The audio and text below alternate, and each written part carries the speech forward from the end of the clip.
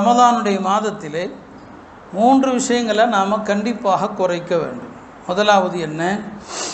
உணவை நாம் குறைக்கணும். இரண்டாவது என்ன? உறக்கத்தை குறைக்கணும். மூன்றாவது பேச்சை குறைக்கணும். நாலாவது ஒன்று இருக்குது, அது குறைக்கிறதில்ல, அதை எல்லாருமே மொத்தமாக தொலைச்சிடணும். அதுதான் இந்த மொபைல் ஃபோன்கள். இந்த ஃபோனை வச்சுருந்தீங்கன்னு சொன்னால் ரமதானுடைய நன்மைகளை திருடக்கூடிய முதல் திருடன் இந்த ஃபோனாக தான் இருக்க முடியும். இந்த ஃபோனை கையில் வச்சுருந்தீங்கன்னு சொன்னால் ரமதானுடைய எந்த நன்மையும் உங்களுக்கு கிடைக்காது. இப்போ அந்த காலத்தில் உலமாக்கள் 3 விஷயத்தை குறைங்கன்னு சொன்னாங்க. இன்றைக்கி 4வதாக நாம் ஒன்றை சேர்த்துக்கொள்கிறோம். இந்த சொன்ன 3ஐயும் குறைக்கணும்னா 4வது இந்த ஃபோனை தொலைச்சிடணும். இந்த 1 மாதம் கையிலே எடுக்கக்கூடாது.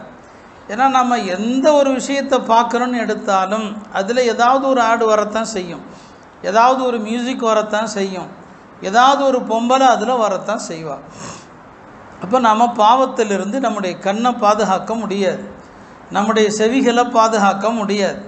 அதனால் இந்த 1 மாத காலம் நாம் இந்த ஃபோன்களிலிருந்து எவ்வளவு தூரம் இருக்கிறோமோ நம்முடைய ரமதான் சலாமத்தோடு கிடைத்துவிடும். ஃபோனை கையில் எடுத்தோன்னு சொன்னால் எல்லாமே முடிஞ்சு போச்சு. இன்றைக்கி நோன்பு வைக்கிற பல வாலிபர்கள் நேரம் கழியணும், காலையிலிருந்து மாலை வரைக்கும் 10-12 மணி நேரங்கள். இப்போ அதுக்காக என்ன செய்கிறாங்க? ஃபோனை பார்த்து நேரத்தை வீணாக்குறாங்க. ரமதான் அதற்குரிய காலம் அல்ல. அருமையானவர்களே, நான் சொன்ன 3 விஷயத்தை குறைக்கணும்னு சொன்னோம். உணவு குறைக்கிறது. ரமதானில் அளவான உணவு தான் சாப்பிடணும்.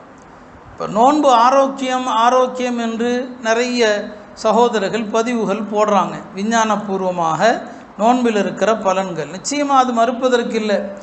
நபி ஸல்லல்லாஹு அலைஹி வஸல்லம் அவங்களே சொன்னாங்க, சூமு தஸிஹு, நோன்பு வையுங்கள் ஆரோக்கியமாக இருங்கள்னு சொன்னாங்க. அவங்க சொன்னால் அது பொய்யாகாது. விஞ்ஞானம் சொல்கிறது அப்புறம் இருக்கட்டும், நோன்பு ஆரோக்கியம்தான். ஆனால் அது நோன்பாக இருக்க வேண்டும் அல்லவா? அக்காலத்து மக்கள் எப்படி நோன்பு நோட்டுறாங்க, அந்த நோன்பு ஆரோக்கியத்தை தரும். ஆனால் இன்றைக்கி நாம் ரமதானில் ஒரு 10-12 மணி நேரம் வயிறை காலியாக போட்டிருக்கிறோம். நிச்சயமாக அது பலன் தரக்கூடியது. ஆனால் நோன்பு திறக்கிற நேரத்துலையும் நாம் சஹர் வரைக்கும் சாப்பிடக்கூடிய உணவுகள் இருக்கு இல்லையா, அது நோன்பினுடைய உண்மையான பலனை உடலுக்கு நமக்கு பெற்று தருகிறதான்னு சொன்னால் கண்டிப்பாக இல்லை. ஏன்னா நாம் சாப்பிடக்கூடிய அது ஹலால் தான், ஹராம் கிடையாது. அதுக்காக நோன்பு திறக்கிற நேரத்தில் இப்படி தான் இருக்கணும்னு இல்லை.